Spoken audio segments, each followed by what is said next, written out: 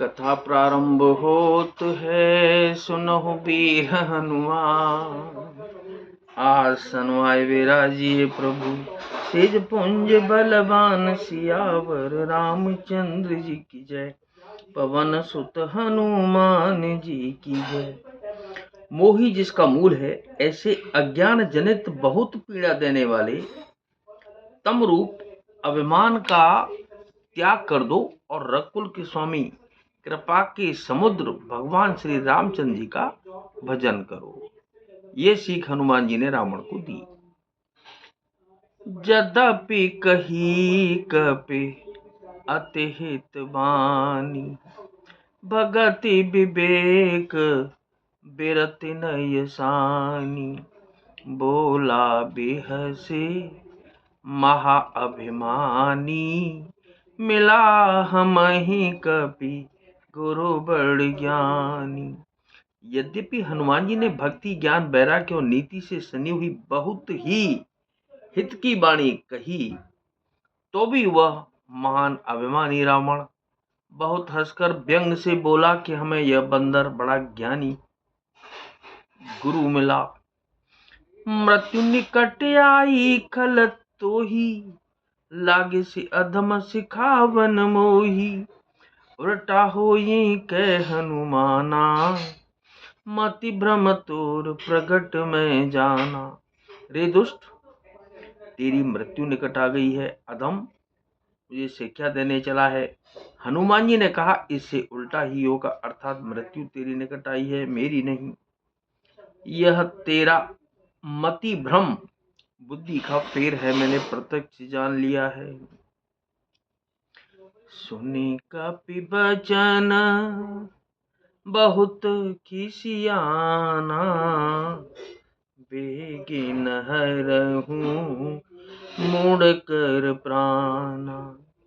सुनत निशाचर मारन धाये, सचिवन सहित विभीषण आए।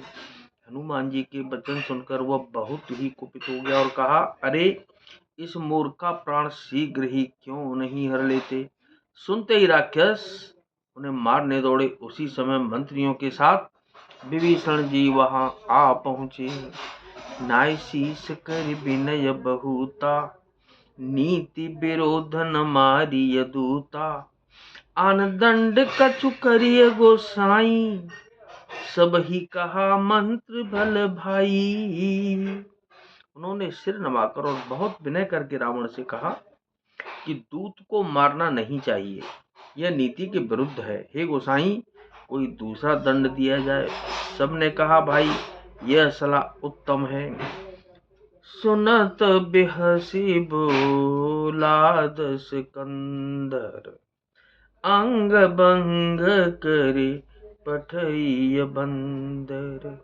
मंगल भवन अमंगल हारी, उमा सहित जेहि जपत पुरारी।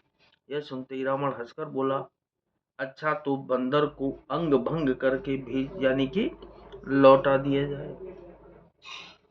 कपि के ममता पूछ पर, सब ही कहूँ समझाए। तेल पूरी पट बांधे पुन पावक देहु, लगाए सियावर रामचंद्र जी की जय, पवन सुत हनुमान जी की जय। मैं सबको समझा कर कहता हूँ कि बंदर की ममता पूंछ पर होती है, अतः तेल में कपड़ा डुबोकर उसे इसकी पूंछ में बांधकर फिर आग लगा दो।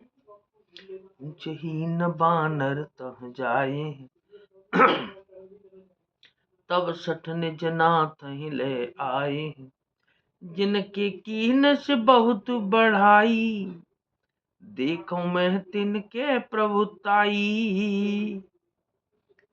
जब बिना पूछ का यह बंदर वहां अपने स्वामी के पास जाएगा, तब यह मूर्ख अपने मालिक को साथ ले आएगा, जिनकी इसने बहुत बड़ाई की है। मैं जरा उनकी प्रभुता सामर्थ्य तो देखूं। बचन सुनत कपि मन मुस्काना, भई सहाय सारद में जाना। जातु धान सुन रावण बचना, लागे रचे मूड सोई रचना।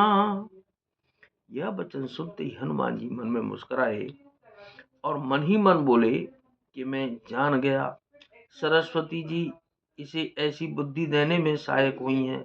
रावण के वचन सुनकर मूर्ख राक्षस वही पूंछ में आग लगाने की तैयारी करने लगे।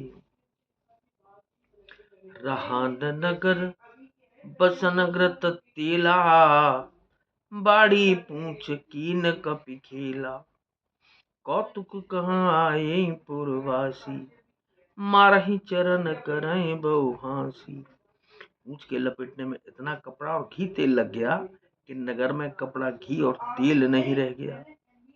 हनुमान जी ने ऐसा खेल किया कि पूंछ बढ़ गई, लंबी हो गई। नगरवासी लोग तमाशा देखने लगे। वे हनुमान जी को पैर से ठोकर मारते हैं और उनकी बहुत हंसी करते हैं। बाजहि ढोल देह सब तारी, नगर फेर पुन पूंछ प्रजारी।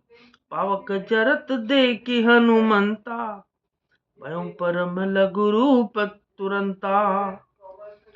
ढोल बजते हैं, सब लोग तालियां पीटते हैं। हनुमान जी को नगर में फिराकर फिर पूंछ में आग लगा दी। अग्नि को जलते हुए देखकर हनुमान जी तुरंत ही बहुत छोटे रूप में हो गए। निबुक चढ़े हूँ कपि कनक अटारी, भई सभीत निशाचर नारी। बंधन से निकलकर वे सोने की अटारियों पर जा चढ़े। उनको देखकर राक्षसों की स्त्रियां भयभीत हो गईं। हरि प्रेरित तेहि अवसर, चले मरुत 49। अट्टहास कर गरजा, कपि बड़े लाग आकाश। सियावर रामचंद्र जी की जय, पवन सुत हनुमान जी की जय। उसमें भगवान की प्रेरणा से 49 पवन चलने लगे।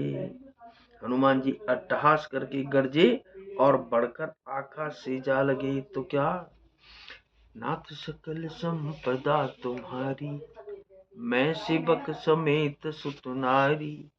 मंगल भवन अमंगल हारी, उमा सहित जेहि जपत पुरारी। दीन दयाल बिरुद संभारी, हरौ नाथ मम संकट भारी। हरौ नाथ मम संकट भारी।